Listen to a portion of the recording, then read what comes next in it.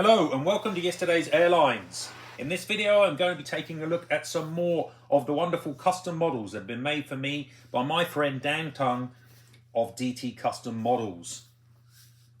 Now Tung doesn't just make Aeroflot hybrids, he's also open to making other liveries too when he can, and he came across a trio of NG Models Westjet 757s which were going cheap in a sale at my hobby house, and we had a chat and we came up with 3 757 schemes that could be made using these.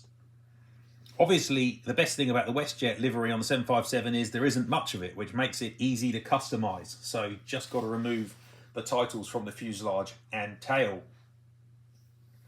And we had a look around and came up with 3 mainly white 757 schemes that hadn't been covered before in 400 scale, and certainly not by NG Models. And those are for 2 Russian airlines, Transaero and UTAir, and the Canadian charter airline from the 90s, Nationair Canada. Both of Russia and Canada have been quite poorly covered so far in 400 scale for 757s, so this is a great opportunity to get a couple of new models out that haven't been made yet and probably aren't too high up anybody's list.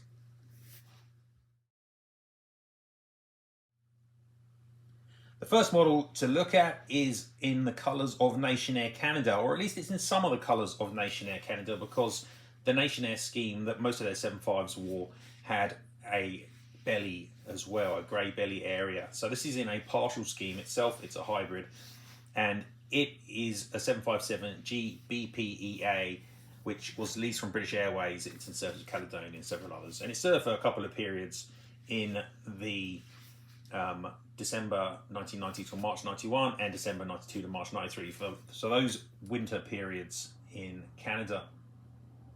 And yeah, it looks really nice with the Nationair colours on it.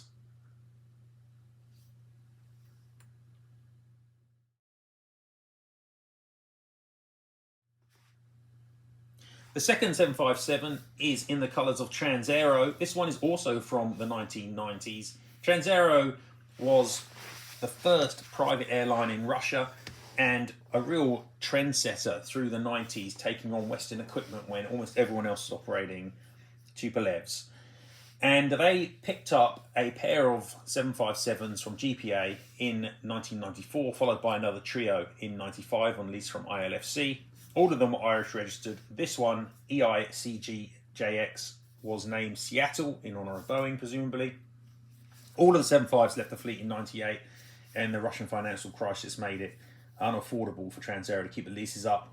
Obviously, Transaero went on to bigger and better things, but is no longer with us. But really nice livery on the 75. Mind you, everything looks great on the 75, doesn't it?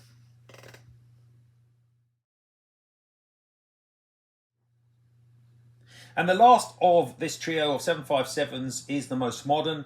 This is in the colours of UTAir, remains one of the biggest airlines in Russia today. Didn't really come to prominence until around 2002 when it took up the name UTAir. Previously it had been Tumen Aviation, TAT, and had been formed from the Tumen Directorate of Aeroflot. It picked up 9 757s, but not all of them wore rollers. This one was one of the trio that had Rolls-Royce engines. VPBAS joined the fleet May 25th, 2012. All of the 757s gradually moved over to Azure Air, which was UTAir's charter arm around 2014, 2015. But UTAir sold Azure in late 2015 itself.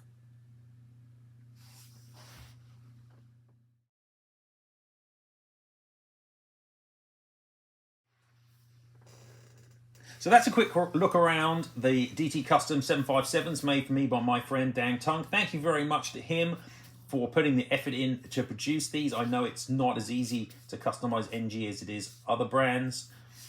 Keep an eye, everyone, at yesterday's Airlines for more pages about DT Customs. I've already produced a page for the 757s, and I've covered the Tier 204s as well, and the Tier 134s. So we've got more models to cover coming up, IL62s and IL86s. Also, check me out at my other channels on Instagram, and don't forget to subscribe here at YouTube. Thanks very much for watching, everyone. I'll see you next time.